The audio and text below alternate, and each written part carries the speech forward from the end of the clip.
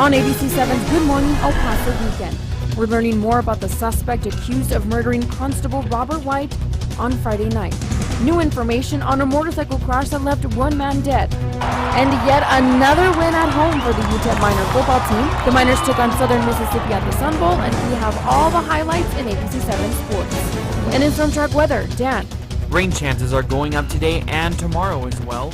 Exactly when will we see the best chance for rain? We'll take a look at our future track computer model coming up. It's all the news you need to start your Sunday, November 2nd, 2014. ABC-7's Good Morning El Paso Weekend starts now. Live, where news comes first. From the Mesilla Valley and Las Cruces to El Paso and the borderland. This is ABC-7's Good Morning El Paso Weekend. Good morning and thank you for joining us on this Sunday morning. I'm Josie Ortegon. Changes in our weather today and in the coming days. Storm Tracker Dan Martinez is standing by with your forecast, and we are under a first alert. Good morning, Dan. Good morning. Yeah, we are issuing that first alert, all because of the outdoor plans that many have today, especially including the Amigo Air Show. We're expecting winds to really kick up today here in the borderland, and those rain chances will also be going up as we head in through the afternoon into the evening as well. Let's take a look at our clouds and radar map and show you what things are looking like right now. A lot of those clouds moving right over portions of El Paso, now closer to Hudspeth and Culberson County, into the Texas Panhandle as well. But you notice behind it we do have some showers slowly starting to develop right on the Arizona New Mexico state line. We're keeping our eye very close to that system there. Notice for right now, El Paso, we're at 61 degrees with those east-southeast winds at 5 miles per hour.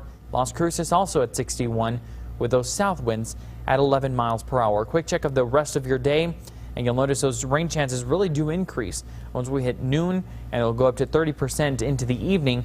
Also expect those winds to kick up. We'll go through everything with you coming up in my main weather forecast in about 10 minutes or so. Josie? Okay, thanks, Dan. Developing now, El Paso police are investigating a possible stabbing on the 7100 block of Stiles in the Lower Valley. Around the clock news crew was on the scene, and they shot this video shortly before 6 this morning. Officers were busy investigating the scene at that time. Limited details on the incident. Our newsroom is working to get more information on how many people were involved and their condition. As soon as we get more information, we will let you know. And on a much lighter note, the UTEP Miners wowed the crowd last night with a win against the Southern Mississippi Golden Eagles. This is the Miners' third straight win at home. This win puts the Miners closer to bowl eligibility, and they're only one victory away to eligibility for the first time in 4 years. This was also the Miners' first 3-game winning streak since 2010. The final score was 34-14, and UTEP will play its next to last road game next Saturday at Western Kentucky, and we will have all the highlights from last night's win later in sports. And turning now to a story that continues to develop. El Paso County Constable Robert White was killed Saturday, and investigators say Constable White was working security duty at a haunted house in Canutillo when he was killed. According to the report from the El Paso County Sheriff's Office, deputies received a call to the 400 block of Anthony Road after midnight Saturday. The report says when they arrived, Constable White was on the floor bleeding. Witnesses at the scene say Constable White was involved in a fight with the man and was punched in the face and then fell to the ground. White was pronounced dead at the hospital. ABC-7 spoke with Precinct 1 Constable Angie Summers yesterday following the news. He was just, he had so many talents and so many avenues and so many things he could have done and places he was going to go, and we lost him at a young age, and it's very tragic, and it was needless, it was senseless. He was just simply escorting people, and this was absolutely a senseless situation. Investigators say the man allegedly involved in a fight with Constable White is 19-year-old Devin Person Huerta, an active duty soldier at Fort Bliss. Huerta is in custody at the El Paso County Detention Center under a $5 million bond. And ABC-7 contacted Fort Bliss officials yesterday. They declined to comment. We will continue to follow the story as it develops. Stay with us on air and online for the very latest. And police say the driver in Friday night's fatal motorcycle crash was driving on the wrong side of the road when he hit a truck. This happened near the 5400 block of Montana. Police say after the motorcyclist hit the truck, the driver got out of his truck to check on the biker. The motorcyclist was a 53-year-old man and he died. The truck driver suffered minor injuries. Police believe the motorcyclist may have been drinking. And one man is dead and a woman is in custody after a deadly crash in northeast El Paso. A Jeep Cherokee crashed at the 9100 block of Dyer just after 2:30 Saturday morning.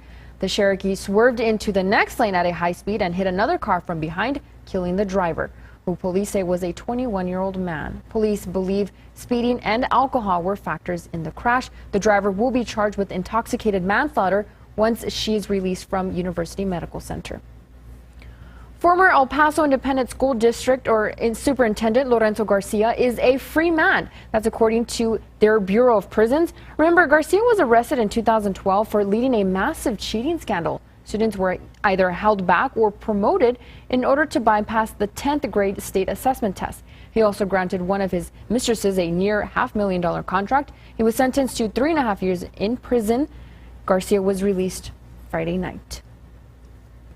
And new information on the Virgin Galactic spacecraft explosion that happened Friday. We now know the names of the pilots involved in the failed flight of that spacecraft. The Kern County, California Sheriff's Office said 39-year-old Michael Ellsbury was found dead at the crash site. They say the second pilot, identified as 43-year-old Peter Siebold, parachuted to the ground but was seriously injured. The spacecraft, Starship 2, disintegrated at 45,000 feet over California's Mojave Desert. Virgin Galactic founder Richard Branson is vying to find out why his spacecraft had this catastrophic test flight failure. According to the NTSB, the surviving pilot will not be interviewed just yet. Have we interviewed the surviving pilot? We have not, because the surviving pilot is not medically, the doctors do not recommend that we do an interview at this stage. We are in contact with the surviving pilot's wife, and we don't want to interview that pilot before the pilot is ready. And turning now to here in the borderland, crews in the Upper Valley were busy yesterday. Our ABC-7 cameras caught them as they were working on the traffic improvement project.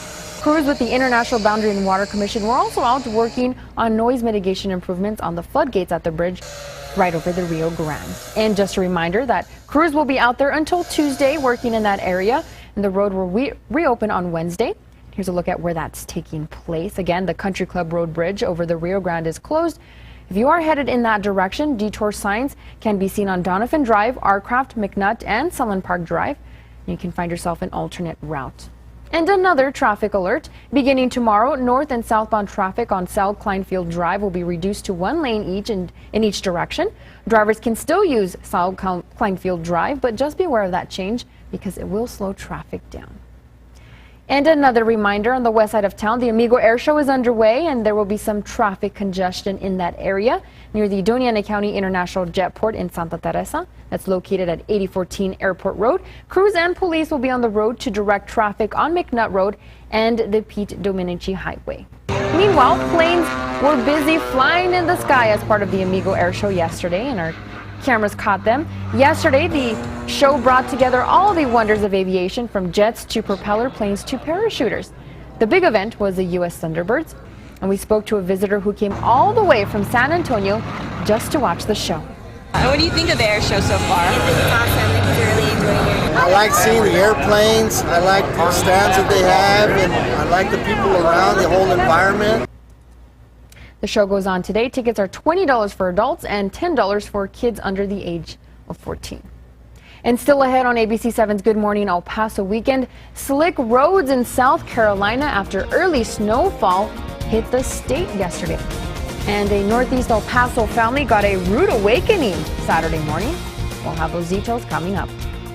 Time now is 8:09. Let's take a live look outside, courtesy of our TxDOT traffic cams. Still a little early out, but if you are on the road heading out to any Sunday morning plans, you won't run into anything major on the road. And in storm track weather, Dan.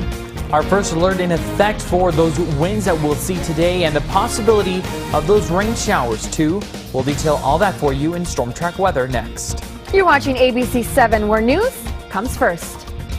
You're watching ABC-7's Good Morning El Paso Weekend with Josie Ortegon and Storm Track Weather with Dan Martinez.